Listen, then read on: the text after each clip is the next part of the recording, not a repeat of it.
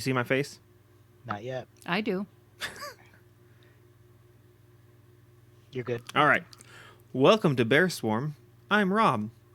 I'm Mike. I'm Nicole. Oh, who's that? Mike, who's that? Fucking. Why am I introducing her? Nicole is Rob's wife. That was a really strange. Yeah, that was weird. I was curious how you would introduce her.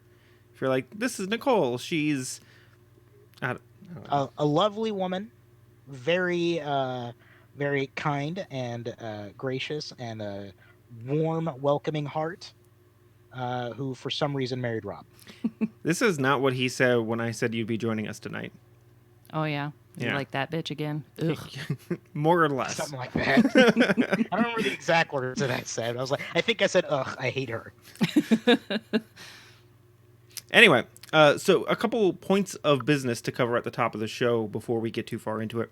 The last couple episodes, Mike and I have focused on our RPG design ideas, pitching some genres, narrowing it down to the three pitches that we had. And in the course of doing that, we ended up recording like an hour and a half or 2 hours worth of Bear Swarm. And everything aside from that main topic of RPG design got cut from the episode. The only place to hear any of that conversation, like last week as we discussed Watchmen and a bunch of other stuff. I remember we talked about Watchmen, Harley Quinn, and something else. Yeah. I don't remember what the third thing was. So if you Harley want, Quinn cartoons specifically. yeah, if you want to hear any of that, you have to go subscribe to our Patreon. That's the only place to get the full unedited version of our episodes. You can watch us live on Twitch every Wednesday that we record around 8:30. But we don't announce it. We are not trying to advertise our watching us live on Twitch or anything like that. And that only stays up for a little while before Twitch pulls it down or whatever they do. But everything that goes to YouTube, I edit now. I pull a highlight clip for Twitch that'll stay on Twitch. And then I edit the episode down to just the topic. So like this extra like hour and a half of content, you can only get if you subscribe to our Patreon. Just saying. Yeah, give us money. If you want more Bear Swarm, give us dollary dues. I have no horse in this race. I'm not part of the game, so do what you want. No, convince people. Listen, if we He make does more make part of the pretty show, good though. games, though. Both of them do. Very exciting He was stuff. telling me that you're reading Nicole Reads the Rules. Yeah. So You've been on the show for a while. Well, okay, fair point. Am I going to be involved in the game-making process? Listen, this isn't just about making a game. We can even carry through the theme, and it can be something that I tack on at the end that nobody has anything else to do with. No oversight, just holy shit, how did that happen? It's more than just a game. It's the Bear Swarm Patreon. It's funding this show. We're gonna use the money to make a game. Using the money. But if we made more money, we would use it for other things like collecting a paycheck, so I don't have to work anymore. Ooh. Then we could buy all the top hats and monocles. And if I make you a regular part of the show, it becomes a three-way split. I'm gonna have to insist on a 50% share as a founding member. No, let's not bring up founding members because then Matt's gonna show up. And Matt was not a founding member. There were two of us in that Waffle House, sir. Fair, but in the first episode, I do believe Matt was there, as was Dan. No, Dan wasn't there. Kirk was there. Beasley was there. None of these people matter. Whoa, bold words. Pam Beasley? No, I stand by. Pamela Beasley? No? no, I don't know his first name. His first Maybe name it's was, Pamela, in you fact, don't know. Mike. Mike. He was Michael Beasley. And my understanding is he's not a good person. So Yeah, he wasn't great. Neither was Pam. Hot takes. So if you want more Bear Swarm, patreon.com/Bear Swarm. The Bear Swarm. Patreon.com. Search Bear Swarm. You'll find us. I wonder why we're not very good at promoting. This is why we need a Ross Payton. Yeah. If you listen to the show and you know how to promote us, become our third host. And we'll do it for Hey. free. Are What? you good at promotion? I'm the third person. You need a fourth person. I'm already here. I'm here, guys. I'm here. Are you going to do a live rules reading? I can. That'll be exciting. I mean, I'll stumble over it and stuff, but whatever. There's a bunch of role-playing books over there. You just grab a random one, flip to a random page. Haven't we already done half of them?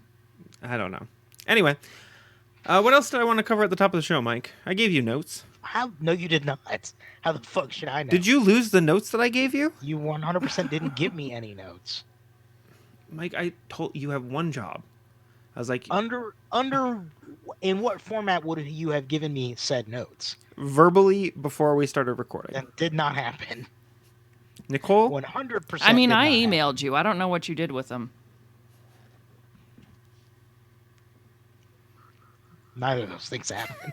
Listen, we need to talk about Mike. I don't think this guy's working out. Listen, you're the one that had an idea for a Bear Swarm Christmas show. Yeah, we're going to talk about Christmas this week. So this episode drops on the 26th. So if you haven't already had an ass full of Christmas, buckle the fuck in. We're going to cram it way up in there. Is that the metric by which Christmases are measured? How deep in your ass they go. Ass loads? Yeah. Most people can only achieve like an 80 to 85% ass load of Christmas. I guarantee 99% ass load tonight. There will be no room for anything but Christmas in your butthole. So, what have you guys been up to aside from Christmas bullshit? What have we been up to? Um, There is the big news from yesterday. yeah. Can we talk about that? Are you comfortable talking about that? Sure. Rob had a baby yesterday. I did. A beautiful 12-year-old girl. Cool. I mean, I know the circumstances, so this isn't news to me. So you're definitely. Hang on, I'm a role player. I can do this. Wow, you had a 12-year-old girl. That's so. What is it? What do you mean by that? So, before I met Nicole, she had a child with another man. And I'm still getting over all this trauma of my wife sleeping with another man. Disgusting. Before we were married? Or even Before that, probably. before we knew each other? That's gross. It was only 1 million times. Okay. So I'm learning to forgive. That's very big of you. But no, so I believe I've talked about my stepdaughter Sophia on the show before, and it was probably 4 or 5 months ago that she came to us. I think it was around July. So like 6 months ago, and she asked if I would adopt her. She wanted to have my last name. She wanted to become part of the Justice family. She didn't want to have any ties or association with her birth father. And we went, okay, I'm very excited. This is great news for me. But have you really thought about this? Like, let's have this conversation with the 12-year-old about what adoption means. What this means, right? Yeah. And we talked through it, and she was confident. This is what she wanted. We're like, okay, well, the next step of this is to talk to your birth father about it, because we'll have to get his consent to do this. And we're like, so are you going to be willing to face him and say, I don't want to be your daughter anymore. I want Rob to adopt me. This is what I want. And be able to stand by that, to your father, right? Mm-hmm. And she's like, yeah, absolutely. So we hired a lawyer. We started the process. We talked to her dad. We convinced him to sign the consent forms. And last night we went up to the courthouse. We presented our case to the judge, and it's done. I have a daughter. I have another daughter. Well, I'm just about to say you had some already. Yeah. So the joke I've been making is that I'm going from 2.5 daughters to a whole 3 daughters. But the reality is, I've been raising Soph for the last several years anyway. Like, her dad hasn't really been in the picture. And as far as like the emotional guidance, that's been me. And Nicole a little bit, but mostly me. So yeah, it's here's the thing that I didn't know about adopting somebody. We'll be issued a new birth certificate with my name on it. Like, yeah, Yeah, I didn't know that either. yeah. So it's pretty exciting. I assumed it would be like a marriage thing. Like, Nicole didn't get a new birth certificate when she married me and took my last name. Would just be like a certificate of authenticity, right? Like, Yeah. Like here's her providence. I figured it'd be like an adoption certificate, right? Right. You know. But no, they go and they change the birth certificate, and for all intents and purposes, I am her birth father now. So, pretty big deal in the Justice household. Dope. Congratulations all around. Thank you. I'm sure I was a very big part of that, and you can send me thank you gifts and notes. You guys have my address, so If you listeners want to thank Mike for his participation, go to patreon.com, search for Bears Forum, and just pledge. Just every month, give him a dollar or two. Thank you. yeah. Nicole, have you asked Rob to forgive you for your past transgressions? No. For the immoral acts that you committed before you were joined in holy matrimony? What about the unholy acts I've committed since we joined in holy matrimony? I assume that like, you know, at that point it's between you and God. I'm not worried. Our Father. I mean, Me? I'm a father. no, God, our Father. Our Father. We don't share the same father, Mike. Sure, Hey. yes, we do. By the way, I saw on Facebook that you offered to adopt any of your friends who have trauma and bad history with their own parents. So I'd like to formally ask you to be my daddy. Then we'd have to get divorced. Listen, if Well, that's hey, if that's what you that want. leads into some Ella awkward wants us to get situations divorced with your anyway so she daughters. can marry me. So All right, this all works out. we'll get divorced. You can be my dad. You can be Ella's daddy Dad. grandpa. It's gonna get weird. If you didn't know, my wife was born in Arkansas. Sorry, I was born in Kentucky, so I sympathize. Tell me about horses, Mike. I don't know anything about horses aside from you ride them around. Who was it that like we had convinced you knew that you were like? So it was Jeff Winters. He was. This story probably, I would say, like 50-50 has been told on the podcast before. So we used to hang out at this when Rob lived in Springfield. We used to hang out at this store called Metagames. Former sponsor of the show. Yes, former sponsor of the show. And so we were really good friends with all the people that worked there and the owners and stuff like that. And one of the guys that worked there was named Jeff. And Jeff was a very he had a very particular sense of humor in that, like, it was a very dry sense of humor, right? Like, when he would joke about things, he wasn't like big and boisterous and stuff like that. It was like, a smirk would be the punchline. But people also like to fuck with Jeff because we're people, right? So we fuck with everyone. And it's important to know going into this story that I was not aware of any of this going on, right? So the joke was like, it was a joke on Jeff using me, but I didn't know that the joke was happening. So apparently, I guess a bunch of people, like, I don't know who. I just know the aftermath, but had convinced, or like Jeff likes sports. basketball and football and stuff like that. It was pretty much all of us that hung out up there because Jeff refused to believe whoever started it, and he started asking the rest of us like if it was true, and we're all like, "Yep, 100%." Yeah. So they all convinced Jeff that I loved horse racing because I'm from Kentucky, and it's a big part of culture in Kentucky growing up. Now, that part is true. It is a big part of growing up in Kentucky because, like, there are horse farms everywhere. Um, I've ridden horses. I know people that have horse farms. Like, I rode a horse probably by the time I was 5 years old. Uh, Not regularly, but at least a couple times a year.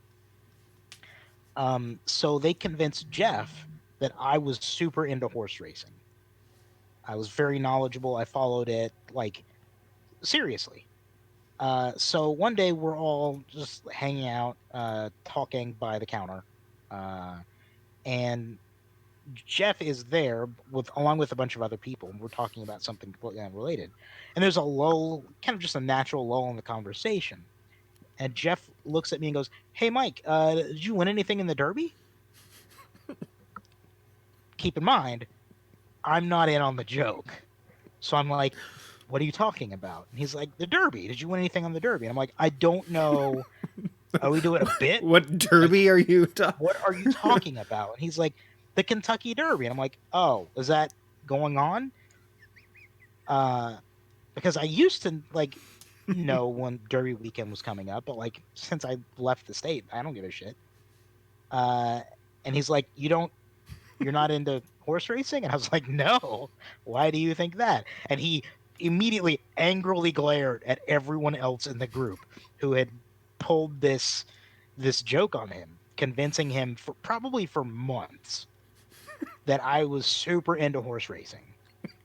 And yeah, so now there's the running joke of obviously I love horse racing because I'm from Kentucky, and I don't.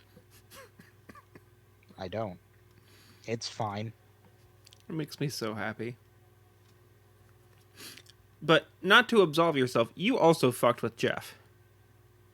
I have, of course I have. Of course I fuck with Jeff, but usually not on purpose. Like he thought that I was super mad at him for a long time because he made some short joke, and like when anyone makes a short joke, especially if they're a friend of mine, like I'm like yeah fuck you, and I just keep going, right? But he thought that I was pissed, so then he asked. I don't remember who he asked, but it could have been you, or maybe it was Bowman. He was like, "Is he really mad at me?" And they were like, "Yeah." Again, he asked several people. So people were like, "Yeah, he actually like is really sensitive about it, and he's probably really mad."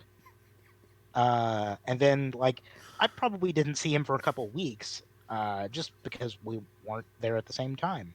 And then one day I came in, I was like, "Hey Jeff, what's up?" And he's like, "Hey, so I just wanted to apologize." And I was like, "For what?" And he's like, "Oh, I made that joke that I made." And I was like, "I don't know what you're talking about."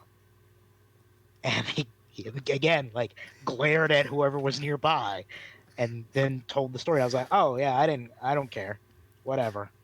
There's a recurring joke about this friend group, like straight up lying to somebody about you, and you not knowing what's going on either. So yeah, Nikki's not amused. She does not like this kind of humor. Nope. I mean, Jeff It's a later testament to laughed how about much you both. love Like he it, thought though, both were hilarious. that you're still after the cracking fact. up. So let's talk about something Nicole does love and the reason she's on the show tonight. Nicole, what's your favorite thing in the world? Puppies. Can I guess? You can guess. You don't like puppies? They aight. Chocolate chip cookies. Those can be good. Crunchy or chewy? Crunchy for sure. Well, no, Mike was supposed to guess. Oh, oops. I would say chewy. 100% chewy cookies are far Thank superior to you. crunchy cookies. You're right. All right. Third and final guess. What is your most favorite thing in the world? We know it's not that. No. You know, I considered that, but no sane person would ever admit to that. His knees are Hmm, really cute. yeah. Yeah. Okay. Um, I'm gonna go with Doritos. Yes. That's it. That's the answer. Okay, All right, got so it in three. Nicole, let's talk about your love of Doritos tonight. Let's do a 4-hour special on how much I love Doritos. Take it away, Nicole. 4 hours on Doritos. So, real quick before we get on to what actually is your favorite thing, are you in the red gang or the blue gang? Um, In the Doritos gang? Surely you both know what I'm referring to, right? nacho cheese or There's, Cool Ranch. yeah, red gang or blue gang. I like them both, but if I have to Listen, pick, you have to Red pick. Gang. There's a gang war. You said red gang? Yep, Oh nacho my cheese, baby. god. Not not just nacho cheese. What else do you do with them, honey? Oh, you gotta get some cheese dip to dip them in. It's so decadent. I'm blue gang for life. Yeah, I mean, you can try cheese with that too. Have a little of both Uh, worlds. I don't think I want that. I like to eat them with cottage cheese. Pretend like cottage cheese is a dip. It's tastier than it sounds. You put a lot of weird stuff in cottage cheese, like your It's just chips. and corn. Oh yeah, that is weird. That's pretty weird. Creamed So, corn and cottage cheese. No, Blech. regular corn. Cream corn is disgusting. So, what is your actual favorite thing in the world? Harry Potter. Yeah, that's fair. Okay, Number 2. we can talk. Listen, Okay, listen, here can we talk go. Harry Potter. I really, really, really love Christmas. Why? Cool. Why? I love Christmas. Hi, Ella. What are you doing here?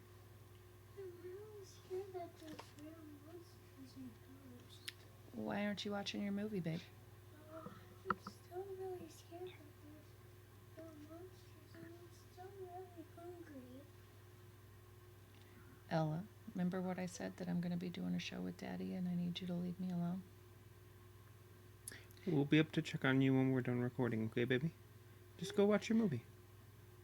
You can either watch your movie or you can go lay in my bed. But when we get upstairs, you're going back to your room. Okay? I love you. Don't mess with my stuff.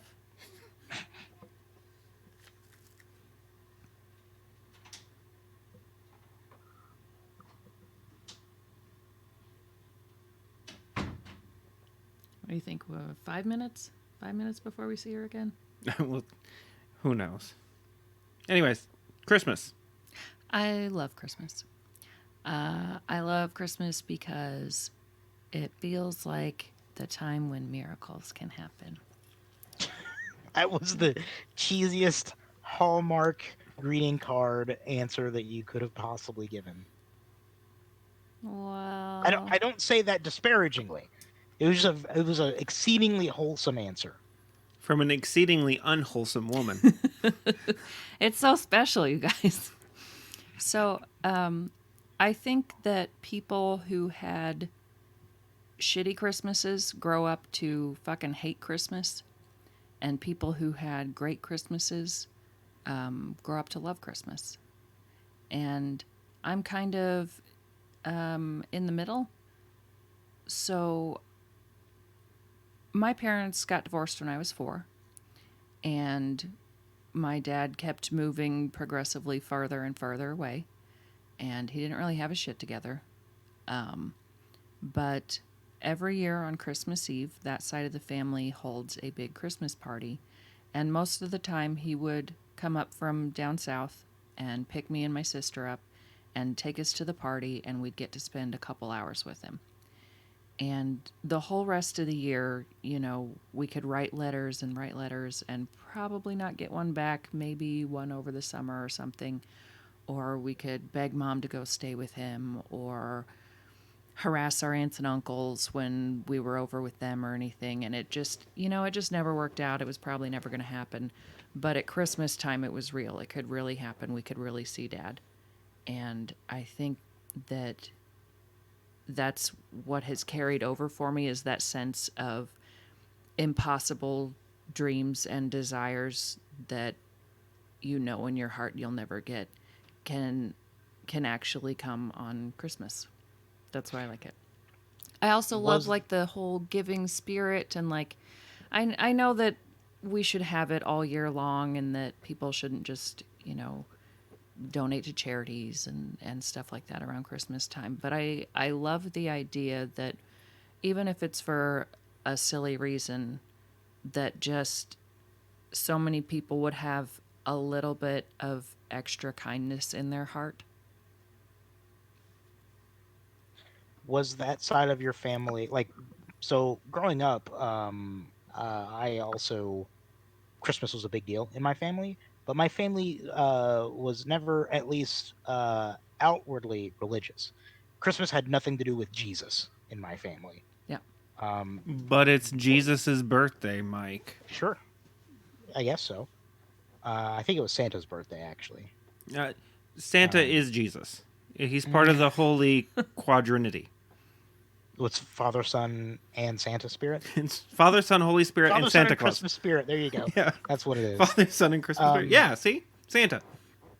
But so, despite the fact that like my family wasn't like, didn't go to church, or like we certainly didn't go to church on Christmas Eve, or do any of that stuff. But Christmas was a big part of our kind of family culture growing up. Was your family religious? Not particularly. My grandparents went to church most Sundays, but they were disciples of Christ, and that is a branch they're very relaxed and groovy. Their whole thing is God loves you, love him back. Maybe, I mean, that could be cool. Maybe. But like if you're gay or whatever, that's between you and God. Nobody cares. That's not the church people's business.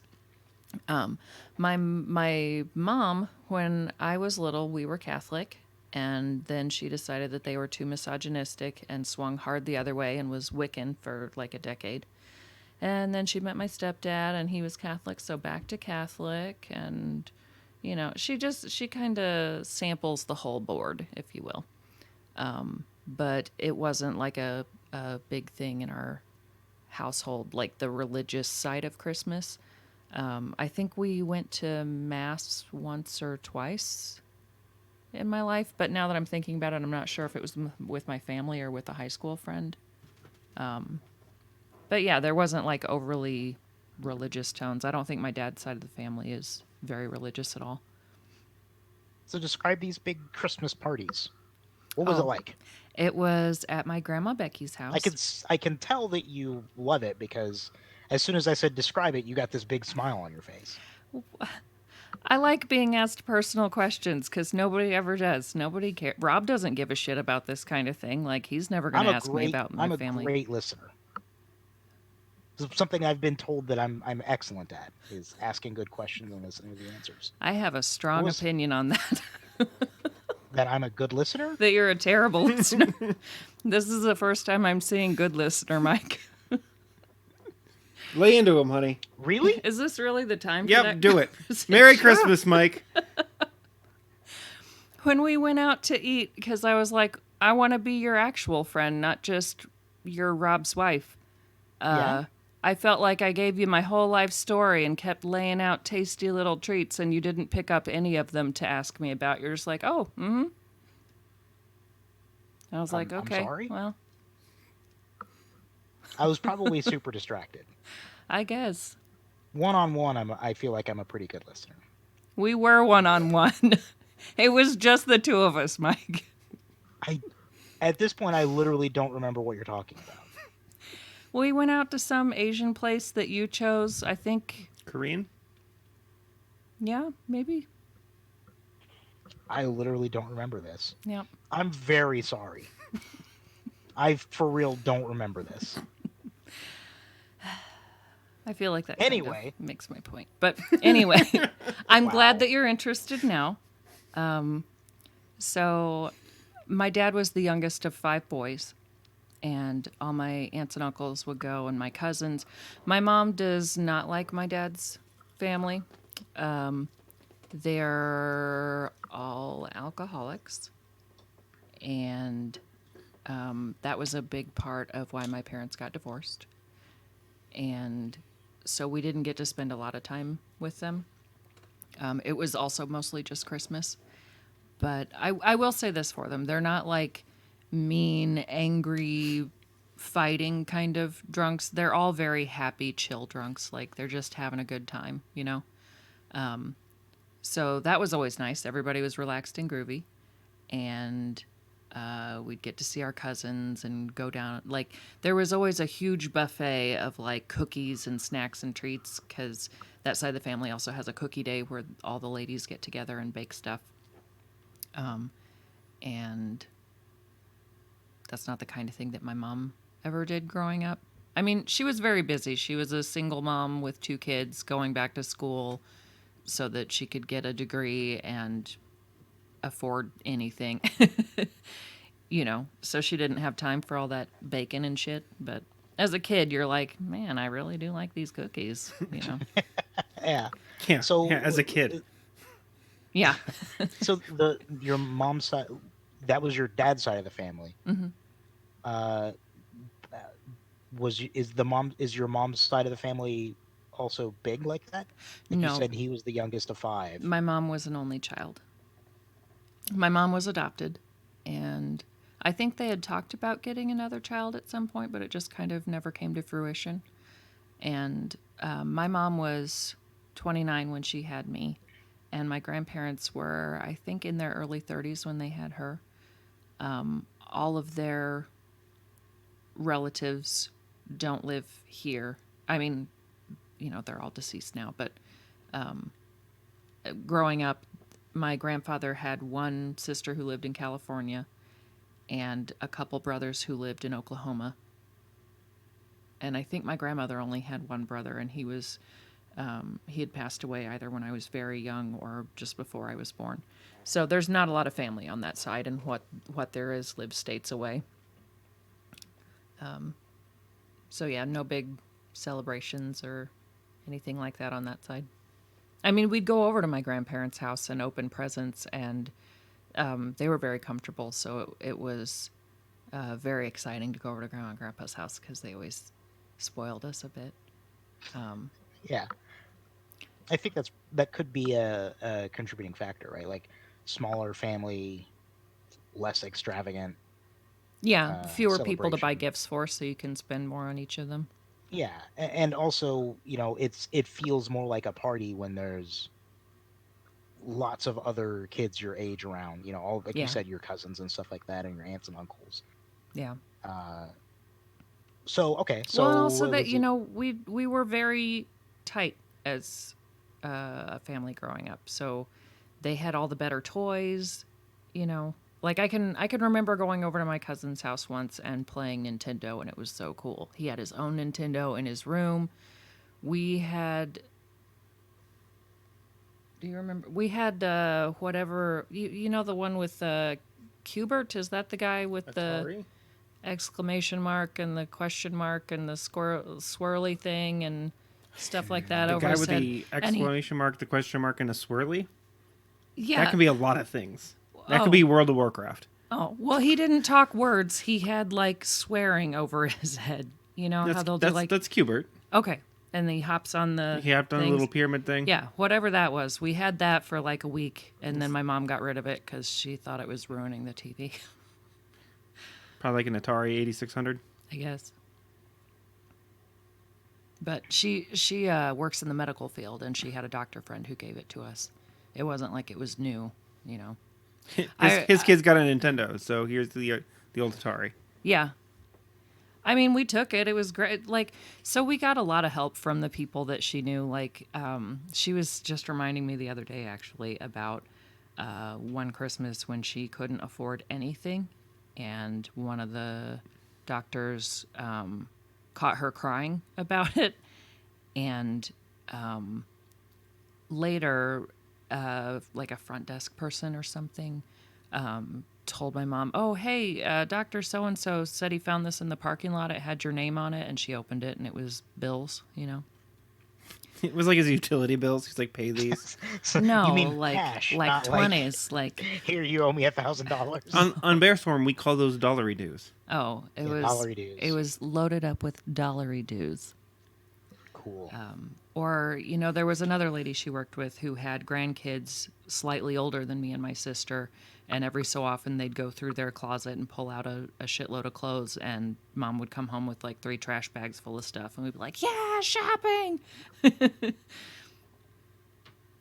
That's cool. Yeah. So what else was going on at these big family Christmas parties? Like, was it just a family gathering with a bunch of cookies and stuff? Yeah. Or was there like Drinking and cookies. more of a to-do? No. I went to a couple when we first started dating. It was drinking and cookies. And a family calendar. I've got one aunt who makes a family calendar every year. Like she prints it out and, you know, hole punches it and puts a pretty ribbon in it or whatever, but it has all of the birthdays in it. Like so many birthdays. That's cool.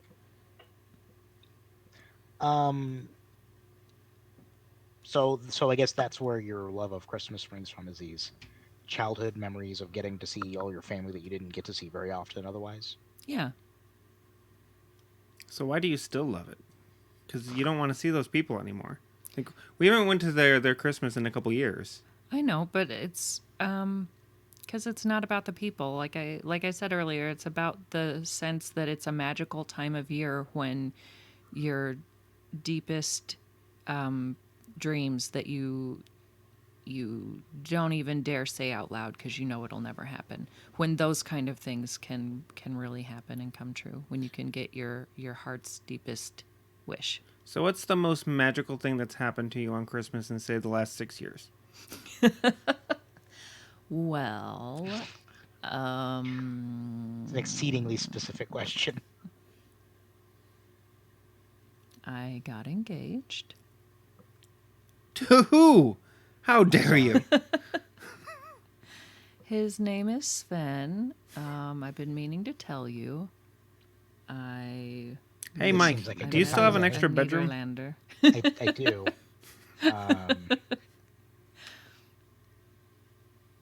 To you, dummy. I got engaged to Huh? you. To me, Wasn't to me. not to Mike. Wasn't to me. No. Oh God, what happened? Mike has consistently rebuffed my advances, so I'd be really surprised if you There accepted my haven't proposal. been any advances. We've literally talked about this. And you didn't listen. It's a huge Listen, problem. I legitimately don't like. I don't doubt that this. I love that you outing don't even occurred. remember going. Like you I don't fully even don't remember me being like, remember. Mike, be my friend. I remember that. I mean, Nicole I remember remembers. like we had a conversation where you were like, "Hey, I want to be your friend outside of being just Rob's wife," and I was like, "Cool," but I don't remember us going to get dinner. I don't remember that. I'm sorry. It was lunch. Well, I don't see. I don't remember. Listen, the only reason I remember is because Nicole remembers. Oh, does she remember? And she remembers every time you piss her off. What? Whoa. Okay. Now the I'm show's very taking a, sensitive, okay? This show's now taking a severe turn. What else did I do to piss you off? Well, you should know that I'm very mercurial. Like with just about anybody in my life. This isn't specific to you, but it includes you. Like I'll think you're dope for like a while, and then we'll have an interaction. I'm like, I fucking hate that guy. He sucks. He sucks. He sucks. I don't know why you talk to him. Listen to this, Rob. Listen. He did this, and he did this, and he said this, and I just, I hate people like that. And then time will pass, and then I'll have another interaction. I'll be like, you know what? He's a really good guy. He's very nice, very sweet, kind. I like him. I like the cut of his jib. He's all right by me. And then it just keeps cycling. So far, there's been one exception to this that I've witnessed, and that's Gorley. I've never seen you get upset with Gorley. You've just always liked Gorley. He ain't never done me wrong. I mean, Gorley is the That's- Hagrid of your group, so That's pretty It's hard much to be mad most at Hagrid. people in terms of like. I don't know who would hate Gorley. I was gonna say Nazis, but he's white, so probably not. Yeah, they're probably fine with it. Gorley sounds vaguely Germanic, so it's probably fine. do you want me to tell you the next time I'm mad at you? We can Yes. hash it out. Yes. When was the last time you were mad at him? Did you get mad at him around the Halloween party? No, we actually did hash it out via text though when I was mad at him for not wanting to see my boobs. Yeah, that's what I was saying. Like, we talked about that. Yeah, and, that worked like, out well. So I think I will try that next time I'm mad at you. I'll let you know. One of the most constant refrains I have with Nicole is, I know she's upset, and I'm like, just tell me. Just tell me how you're feeling. Yeah, but then sometimes I tell you and you're like, you're being a bitch, Nicole, blah, blah, blah, blah, blah. That's a dumb reason. I'm like, You can are you count. kidding me? You just fucking asked me why I'm mad at you. You can count on one finger how many times I've legitimately called you a name. Yeah. Okay, minus the bitch part then. You'll Yeah, be like- like, well, I'm mad at you because this and this and this, and you can't feel that way because I'm sorry. I've never told you do can't feel. You do a lot of I'm sorry, blah blah blah blah blah, and it's Do I you are need to- clearly not sorry. Do I need to go or No, you're next. no? Okay. Cool.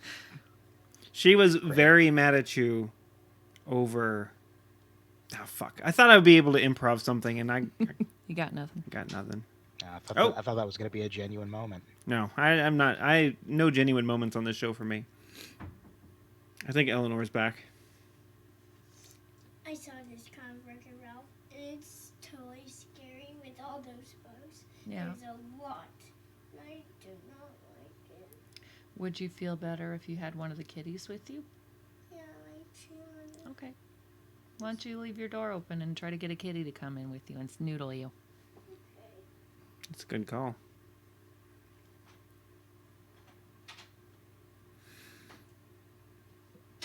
A snoodle, huh? Mm-hmm. Like snoodle.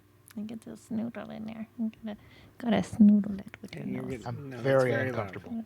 Back off. Back off the microphone. Very uncomfortable. Demonstrating a snoodle. Why are you uncomfortable? You Mike don't doesn't like just- love. Mike's not Oh. comfortable with It's like- affection. I'm not touchy feely.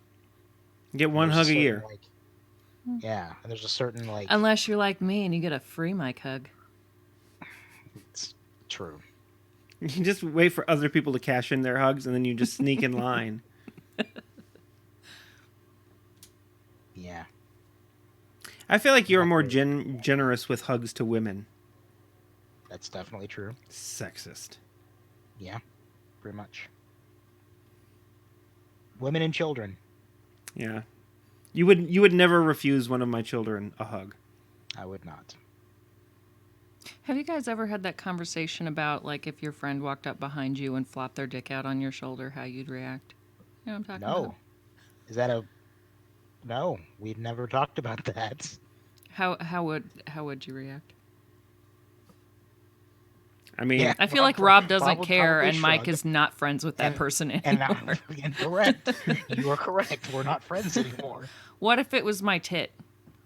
What if I just walked up behind you and flumped my tit out on your shoulder? I would be very taken aback, and probably not know what to do, and probably remove myself from the surroundings. Would we still be friends though? We'd probably have to talk about it.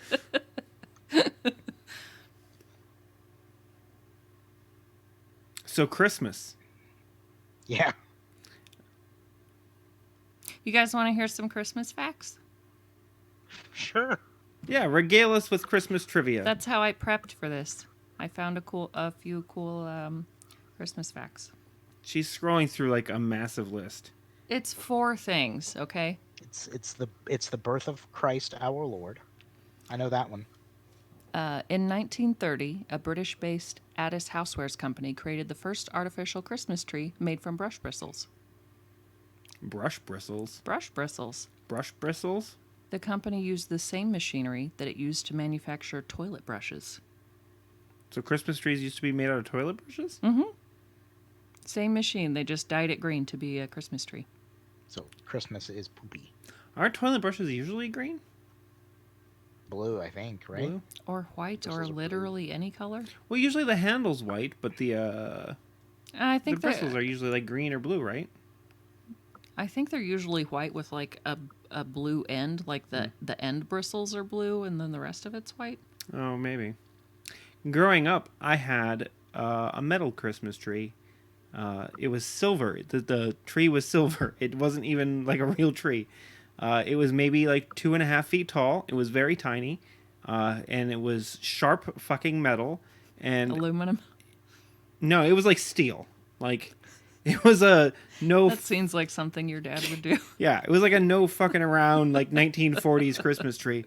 And I remember I put it up in my room. I had like this little like nook that I would put the tree up in every year. That's so bougie. Please don't put your foot on that. That's where the power button is. Where can my foot go? Up your butt. On your desk? Right up there. Stick it.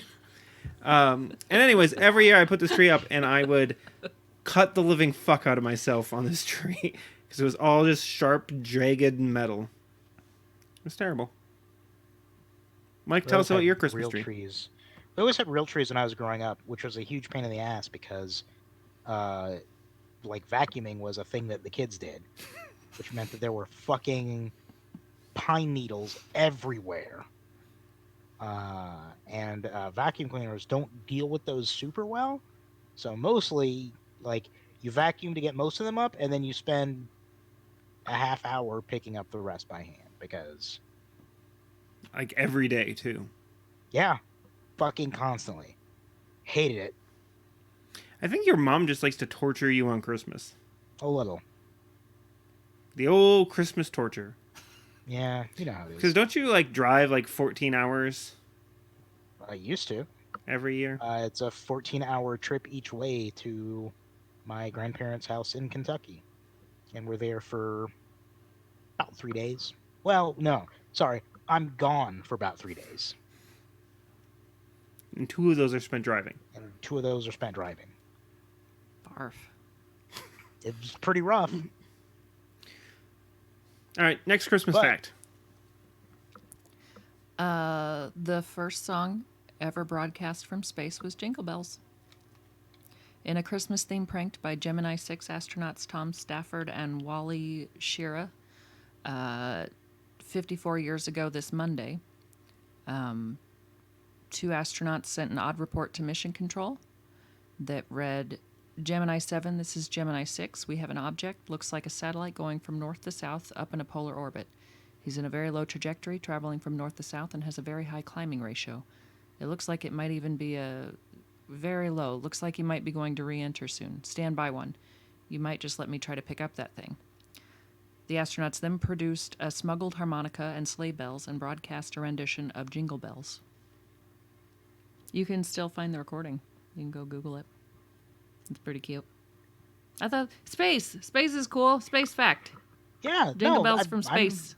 I legitimately Christmas find prank. that really interesting, especially like that prank probably cost the U.S. government an absurd amount of money, just because like even like yeah, a harmonica and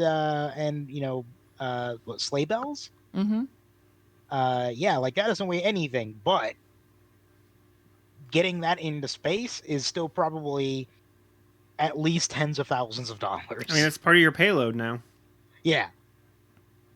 It's funny to me that astronauts smuggled musical instruments into space. To be fair, the harmonica was a Hohner, quote, little lady, a tiny harmonica approximately 1 inch long and 3/8 of an inch wide.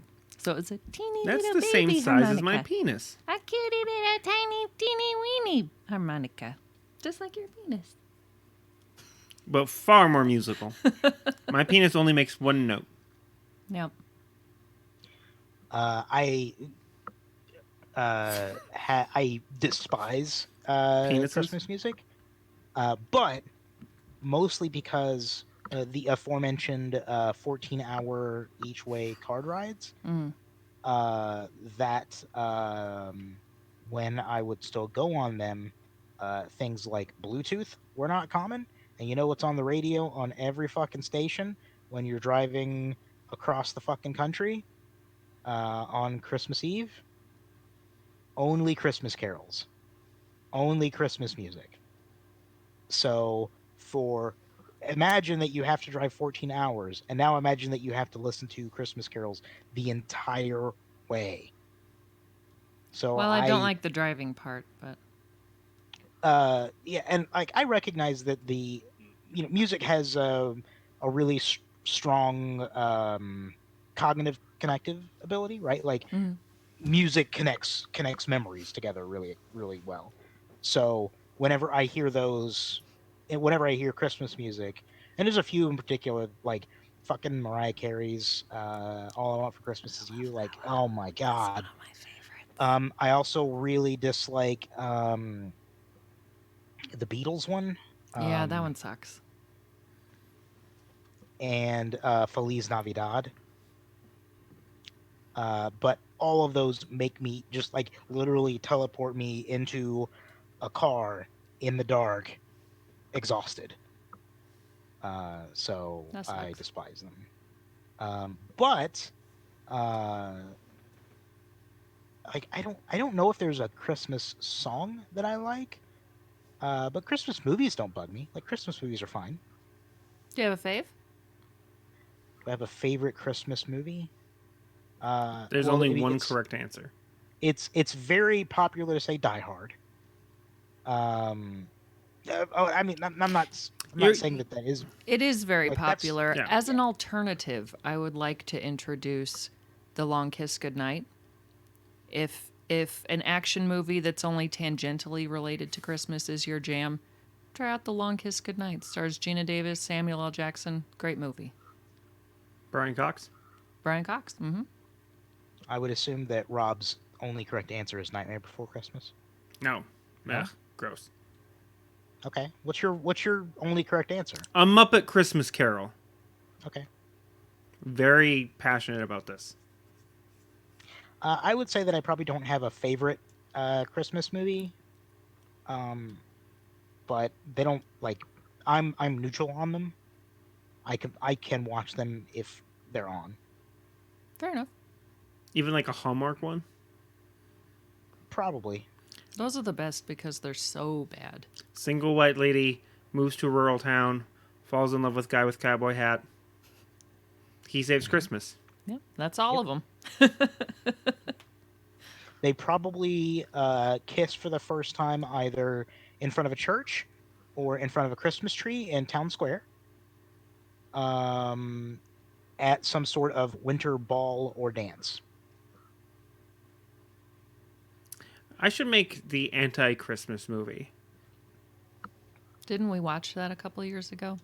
No. That was just a Christmas horror movie. But like instead of like all the super cute tropes, like the couple meets like at a Christmas party, but not like a fancy get like a Christmas house party, and they're under the mistletoe, and it's like drunken and uncomfortable. Bad Santa? Haven't seen it. I don't watch a lot of Christmas movies. Turns out I don't really like Christmas. You made What me about you, watch that Nicole? one. Do you have a favorite Christmas song and or movie? The song kind of rotates year by year, Little depending. Drummer Boy. I never like Little Drummer Boy. That's not my jam. I really like the Mariah Carey song. I really like I Want a Hippopotamus for Christmas. I don't think I've ever heard that one. I got you a hippopotamus I one know, year. it was so cute. Best husband ever. Yep. I sleep with it every night. And I really like the Jackson 5 Santa Claus is Coming to Town. That one's super good. I would say that that is probably the song that I dislike the least, the Jackson 5 one. Yeah. Like, that's fine. It's really hard to hate Jackson 5. Yeah. Michael Jackson is so goddamn talented. Like, It's Ugh. a shame that he turned out to be such a fucking weirdo. Yeah. Yeah. I feel like now that he's dead, I can appreciate his music because there's no danger of him finding out I like it. I don't know how that works, but I feel better about it now that he's gone. What about Christmas movie? Probably a Muppet Christmas Carol. I mean, at this point, I've seen it 5,000 times. But Not, it is not really just good. from me. My favorite Christmas story is A Christmas Carol. I have a big thing with like rich and poor stuff. Because I grew up kind of poor, and so it really gets to me. You know, like if you want me to cry, that's the well you need to pull from, like Fancy by Reba McEntire, or Danny's Song, or A Christmas Carol, stuff like that. That'll really choke me up. Dope. Yep, that's probably why that's my favorite. What is your Christmas next fact. He finds Christmas the fact? Christmas spirit. Christmas fact number Dispense- 3. Dispense to me a Christmas fact. Escape maps were printed on bicycle playing cards distributed to Allied prisoners of war during World War II. The deck of cards was specifically created to help Allied prisoners of war escape from German POW camps. This deck of cards became known as the map deck.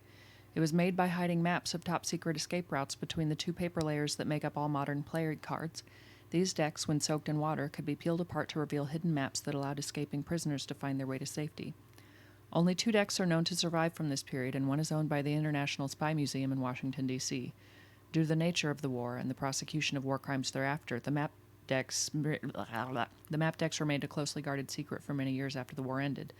The secrecy surrounding them was so high that no one really knows how many were produced. The escape kits are credited with helping 316 escape attempts from Colditz Castle, which saw 32 men make it back home.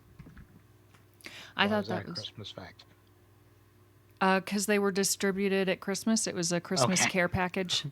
Got it. At no, Sorry. at no point did you mention Christmas fact. I kind I'm of chopped my pieces together from different articles to get my thing, but Okay. it was Red Cross deliveries. They were Christmas gifts. I was very That's cool. confused. I'm like, why is there just a World War II fact I in your had to Christmas do a fact? lot of research on this because I'm not a history buff. So I was like, why Red Cross is giving people, but they're prisoners. How does that work? And then I had to go and read about the Geneva Convention, and it was a very productive learning day. That's cool. I like spy stuff. Yeah. Yeah, It's like pretty. it's It's pretty neat that they hid escape maps in playing card decks. Yeah. I guess playing cards were so common, people passing the time and whatever, that it wasn't suspicious. I don't know, I think, isn't that against the Geneva Convention? Is that what they're Isn't talking about? what against the- Prosecuting for war, helping. So from what I read, the Red Cross is supposed to not take sides or anything like that, and they got in trouble for not caring more about Auschwitz. And I don't know. I just they clearly picked a side if they're handing out decks of escape map cards. you I know? mean, maybe they handed escape map decks to both sides. Maybe they're like, just everybody go free. They're giving them to the Germans Could be. too. I mean, you're neutral if you help both sides, right? That's I not suppose. You're a I don't double know. agent then. that's not called war profiteering. That's just good business. Okay. I don't have any lead into personal anecdote from that story. Tell me your favorite spy fact, Mike. My favorite spy fact? That's a weird question. You love Favorite spies. I do love spies, but do I have a favorite spy fact? All right, what's the greatest spy movie of all time, Mike?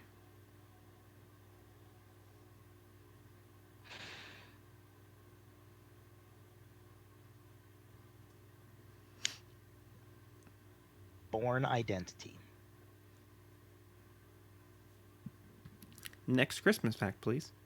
Okay. I have 1.5 left. Just so you know. Okay. They're Is kind the of half part of the one? They're Or does sort the of half stand on its own? they're related. Okay. A Christmas tradition in parts of Spain, centered around a hollow log about 1 foot long, is called Tio de Nadal. Beginning with the Feast of the Immaculate Conception on December 8th, one gives the Tio a little bit to eat every night and usually covers him with a blanket so that he will not be cold. The story goes that in the days preceding Christmas, children must take good care of the log, keeping it warm and feeding it, so that it will defecate presents on Christmas Day. On Christmas Day, or in some households on Christmas Eve, one puts the Tio partly into the fireplace, beats it with sticks, and orders it to defecate while singing various songs of Tio de Nadal. The Tio is popularly called Caga Tio, or shitting log, because of the many songs that begin with the imperative commanding phrase, "Shit, log!" Someone puts their hand under the blanket and takes a gift, usually candy, nuts, or small toys. The gift is opened, and then the song begins again. There are many different songs. An example: Cagatio, cagatoro, avellanes y mato, si no cagues be et daré un cap de basto, cagotio. Translated: shit log, shit nougats, hazelnuts, and mato cheese. If you don't shit well, I'll hit you with a stick. Shit log. Fun Spain fact, is wild. that's the only way I can shit. Getting yelled at in song form and beat with sticks In a fire. in a fire. Someone has to yell at you, shit nougat. Covered with a blanket and with someone reaching into the blanket to pull the shit out. Yeah, it's the only way. Listen, it's like avocado toast until you try it. Spain is fucking weird. Is that like still a modern tradition? Yeah. Like people still do that?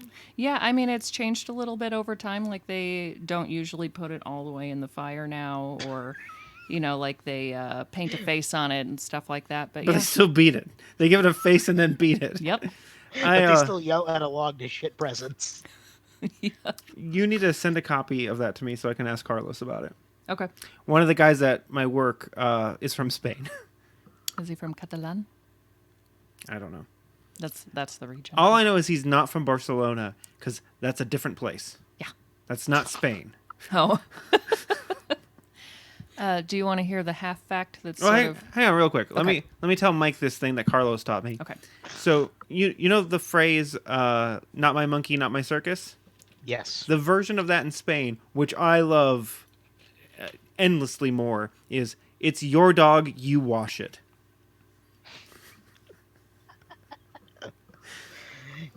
Idioms are so weird.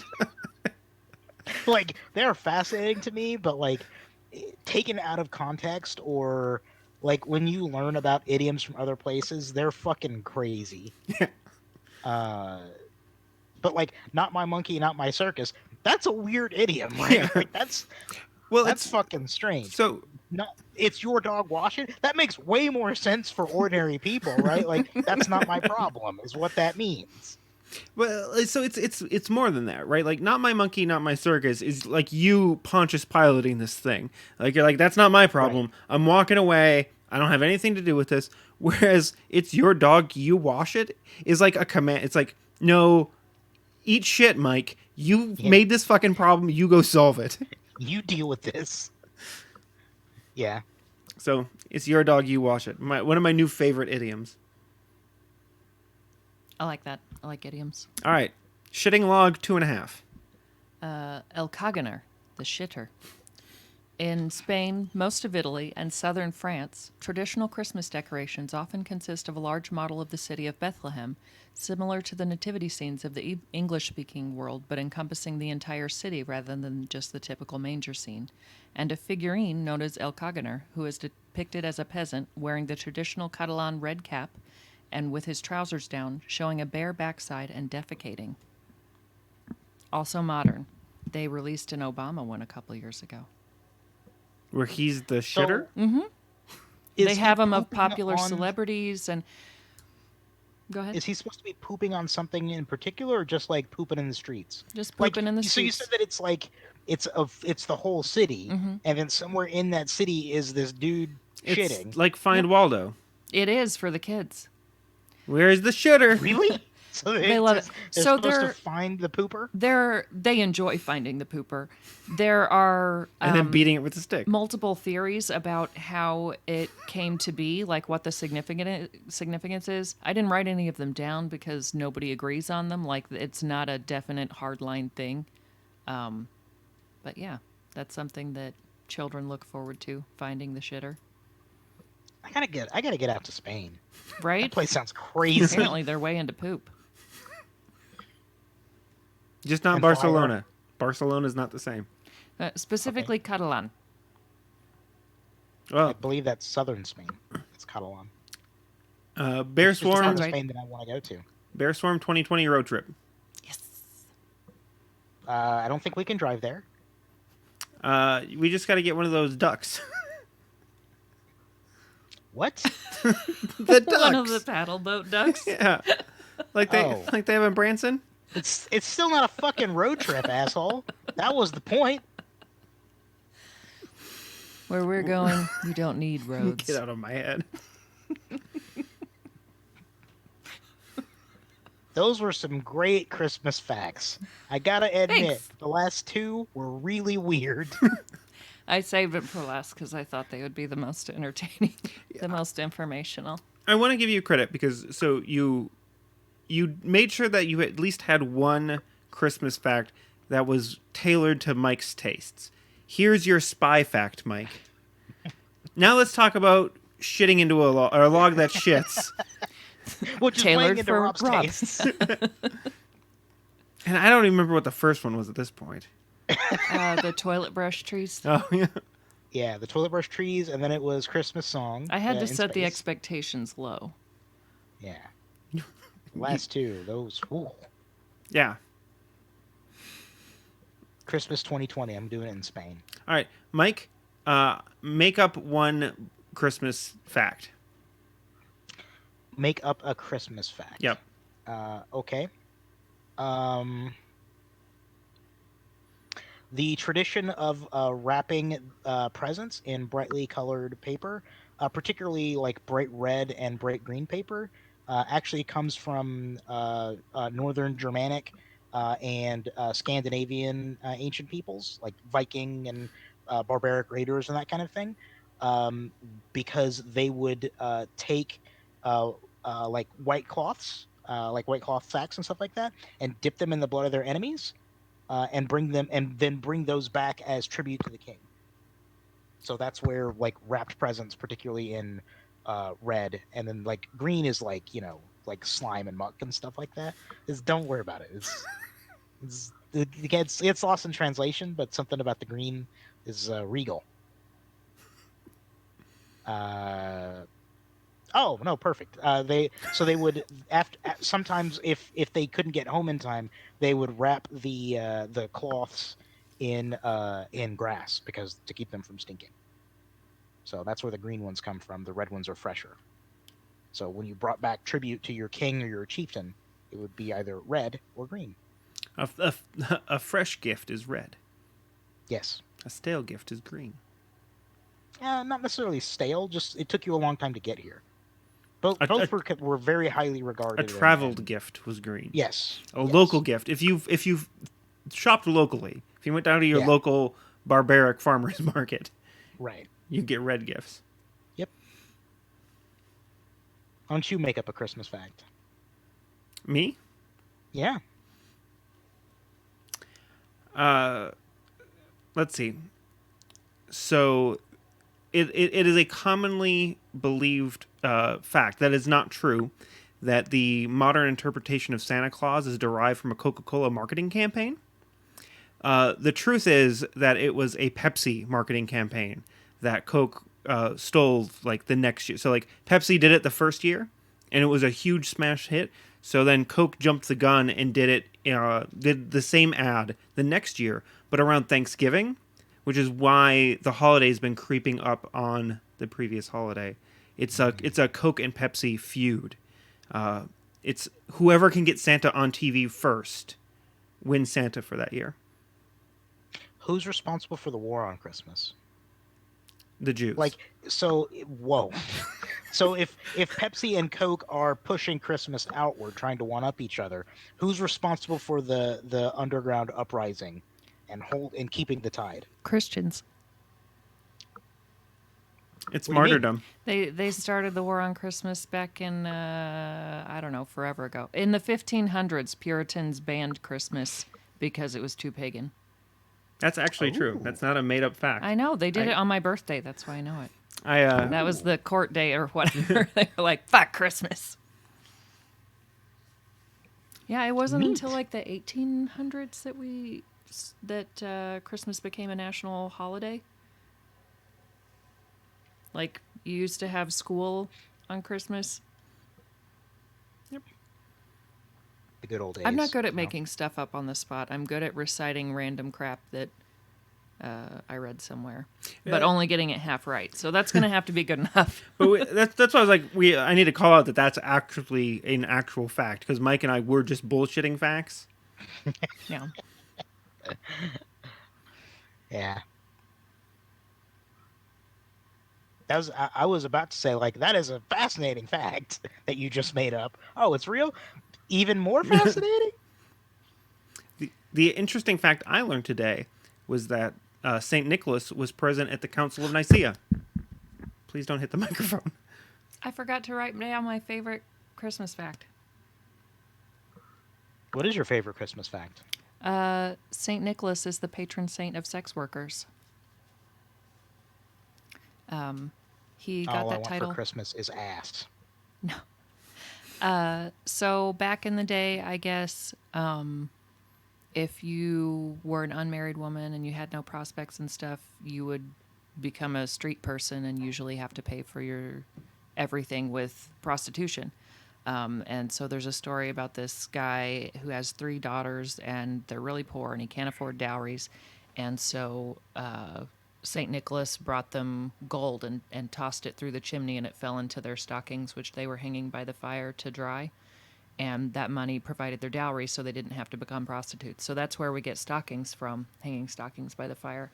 And yeah, St. Nicholas. There's a variant in some European countries where he tossed it through the window and it landed in their shoes, which is why some places leave a little gift in shoes as Like well. a Dutch, I think. Yeah.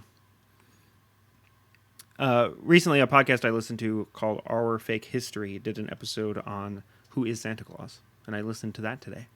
So that's why I have a few random facts. Do you know much about Sinterklaas? Nope.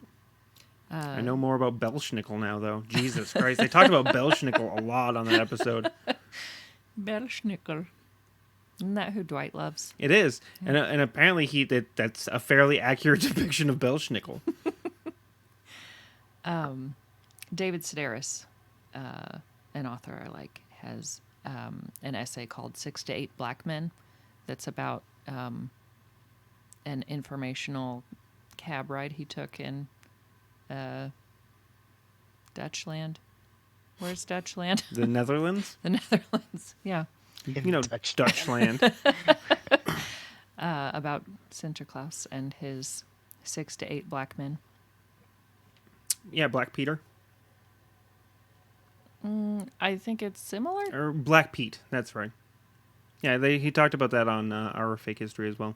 I guess it's kind of fallen out of fashion because it's blackface. Well, what I saw was that they're not slaves anymore. They're chimney sweeps. Yeah. And that's why they've got black faces. They used to be slaves. Yeah.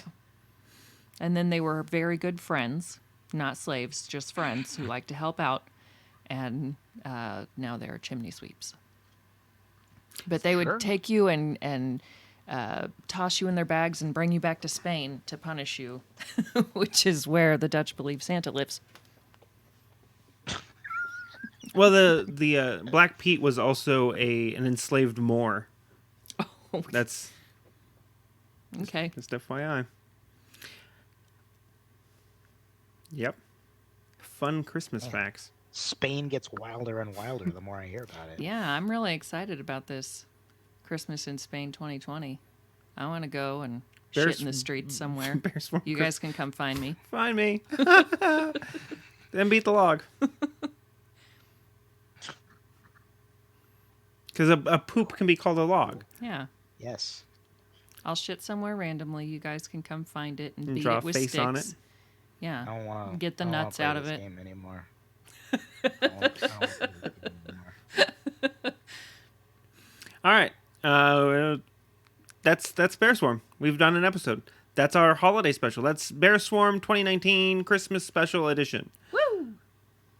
Yay! And now for a live reading of Nicole Reads the Rules. Oh, shit. I should go get something. Mike and I'll stall for you. Yeah. I watched the Harley Quinn cartoon. I've seen through episode 3 or 4 now. I forget how many I've are seen out. the first 3. Yeah, I think I've seen the first 3. It's really funny. It is. Good recommendation. Like I said, there's something that vaguely reminds me of Venture Brothers about it. Like, especially in the second episode, Kite Man really feels like a Venture Brothers Yeah, he shtick. feels like a Venture Brothers character. But yeah, Also, that Ivy kind of wants to fuck him. Like, maybe. She's thinking about it. yeah. I'm just waiting. Ron Funch's voice is King Shark, and I'm very excited for that. I get a very what was Daria's friend's name? What was Daria's that friend's character name? or Jane. Jane. or Jane or Triana vibe from Poison Ivy. I Where, thought like, we'd she's go like, I don't old care, school. but I care a little. You should put the headphones on so you don't just keep interrupting Mike. Sorry, Mike. It's fine. Oh, it makes for Talk bad about the Harley recording. Quinn show. Just a random page? Sure, just whatever. Oh, that doesn't look like a good random page. No. Let's get towards the back. Let's get in the back. The Dungeons and Dragons Player's Handbook, 5th edition. Page 198. Controlling a mount. While you're mounted, you have 2 options. You can either control the mount or allow it to act independently. Intelligent creatures, such as dragons, act independently. You can control a mount only if it has been trained to accept a rider. Domesticated horses, donkeys, and similar creatures are assumed to have such training. The initiative of a controlled mount changes to match yours when you mount it. It moves as you direct it, and it has only 3 action options: dash, disengage, and dodge. A controlled mount can move and act even on the turn that you mount it. An independent mount retains its place in the initiative order. Bearing a rider puts no restrictions on the actions the mount can take, and it moves and acts as it wishes. It might flee from combat, rush to attack and devour a badly injured foe, or otherwise act against your wishes. In either case, if the mount provokes an opportunity attack while you're on it, the attacker can target you or the mount. Do you want one more? No, that's good. No? Okay. You did a good job. Thanks. Great work. You're ready to play a mounted character in Dungeons and Dragons 5th edition now. You know all about mounting. One might say you're a mount queen. I have been known to mount. All right, Mike, take us out. Thanks for listening to the Bear Swarm or watching or in whatever way you consume this content. You can like us on Facebook, follow us on Twitter and Instagram and TikTok, and go to patreon.com and search for Bear Swarm and give us your money. Yeah. See you guys in 2020. Vote Nicole for president of Bear Swarm. Is there a presidential race? There is now.